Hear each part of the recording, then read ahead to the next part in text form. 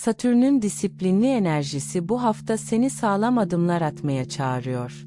Sabırla ilerlediğin her konu beklediğinden çok daha hızlı meyve verecek. Kalbini korumayı bırakıp içtenlikle konuşmak sana yakışacak ve ilişkinde derin bir yakınlık doğacak. Bekar oğlaklar samimi bir bakışla tanışabilir. Uzun süredir emek verdiğin bir proje nihayet görünür oluyor ve doğru kişiler seni fark ediyor. Bütçeni sadeleştirdiğinde huzurlu bir rahatlama hissedeceksin. Bedenin dinlenmeye ve düzenli ritme ihtiyaç duyuyor. Kendine nazik davran. Kısa yürüyüşler ve bol su enerjini dengede tutup zihnini berraklaştıracak. Kontrolü biraz bırak ve akışa güven. Çünkü her şeyi taşımak zorunda değilsin.